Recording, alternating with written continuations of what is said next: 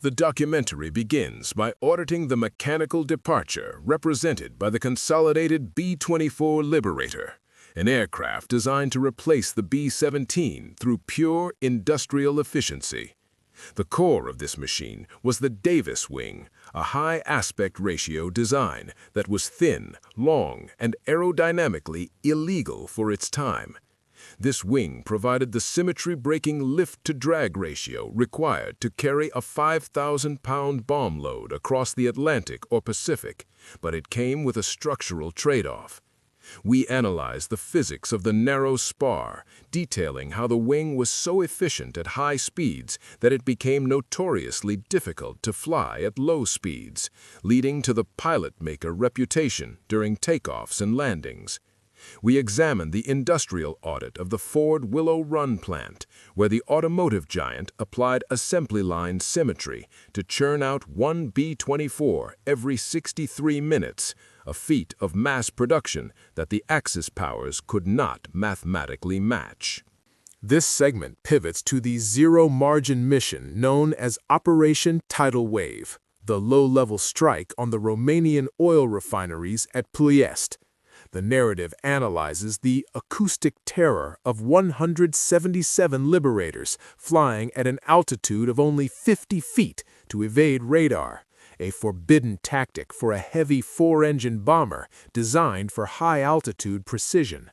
The internal ballistics of the mission are audited in detail, where the B-24's massive fuel capacity became a lethal liability as German anti-aircraft fire ignited the vulnerable tanks located in the upper fuselage, turning the aircraft into flying torches.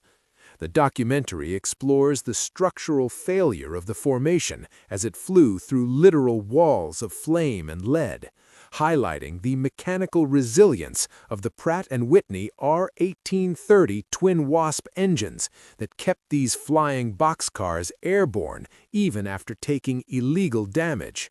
This section reflects on the audit of blood, where the B-24 proved it could deliver a knockout blow to the Axis oil supply, but at a cost that redefined the limits of aerial endurance and crew sacrifice.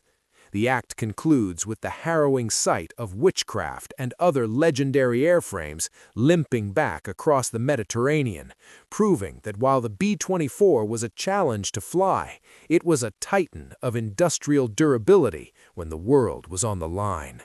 The finale explores the tactical longevity of the B-24 in its most grueling environments, focusing on the Pacific Theater and the Atlantic Gap.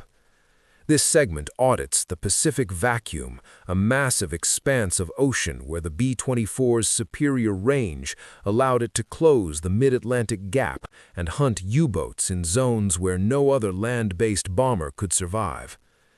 The narrative examines the mechanical immortality of the platform through the lens of the Lady Be Good, the infamous ghost ship that disappeared into the Libyan desert only to be found perfectly preserved 16 years later.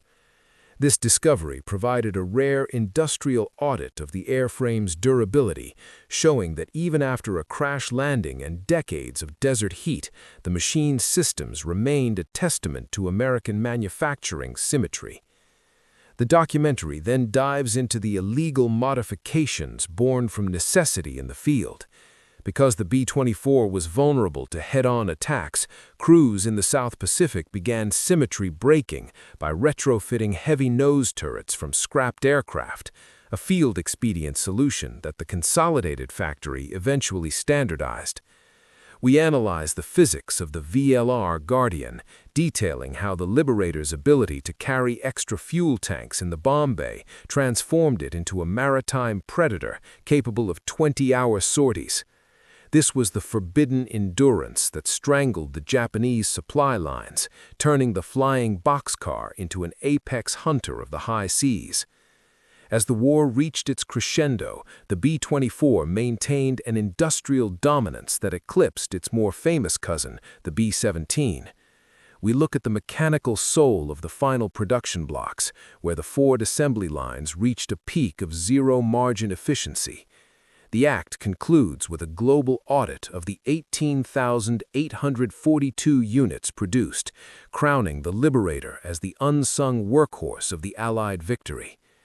The final cinematic sequence captures a lone B-24 crossing the vast, sun-drenched emptiness of the Pacific, a mechanical titan that possessed the reach to shatter global tyranny and the structural heart to remain the most produced American aircraft in history.